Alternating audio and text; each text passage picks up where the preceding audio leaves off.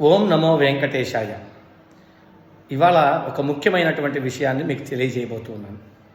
ఏంటి అంటే, మనందరం కూడా ఏదో ఒక సందర్భంలో సాంప్రదాయాన్ని అనుసరించాలా, ధర్మంతో వెళ్ళాలా అని ఏదో ఒక విషయంలో ఏదో ఒక సందర్భంలో సతమతం అవుతూ ఉంటాం.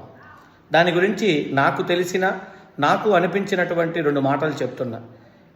మీరు విని మీకేమనిపించిందో తప్పకుండా కామెంట్ రూపంలో నాకు తెలియజేయండి. సాంప్రదాయంలో ధర్మం ఉంటుంది. సాంప్రదాయమే ధర్మాన్ని రక్షిస్తుంది అనడం అక్షర సత్యం. కానీ సాంప్రదాయమే ధర్మమా?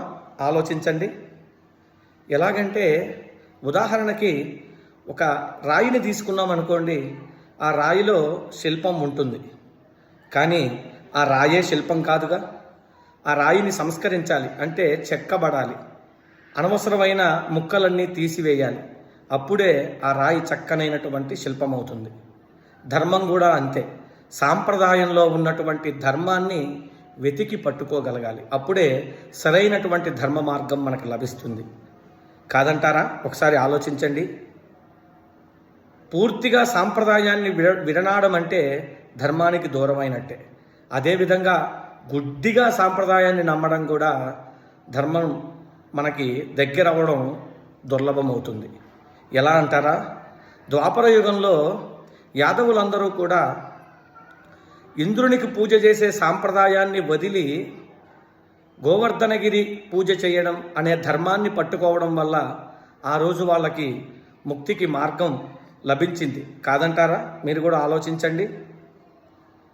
అలాగే మనం కూడా సాంప్రదాయంలో ఉన్నటువంటి ధర్మాన్ని వెతికి పట్టుకోవాలి. ఎలా అంటే, హంస వలె నీటిని పాలను వేరు చేసి పాలన మాత్రమే స్వీకరిస్తుంది. అలా సాంప్రదాయంలో ఉన్నటువంటి ధర్మాన్ని మనం స్వీకరించగలగాలి. అప్పుడే సాంప్రదాయంతో పాటు ధర్మం కూడా పరిరక్షించబడుతుంది. మన మనస్సులో కలిగినటువంటి జ్ఞానంతో కలిగినటువంటి వివేకంతో చేసేటువంటి ధర్మమే ధర్మం. ఆ వివేకం లేనప్పుడు మనం ధర్మం అనుకునేది ఒక్కొక్కసారి అధర్మం కూడా కావచ్చు. అది కూడా సంభవమే. కాదంటారా? ఒక్కసారి ఆలోచించి నేను చెప్పింది నిజమో కాదో మీకేమనిపించిందో నాకు తెలియజేయండి.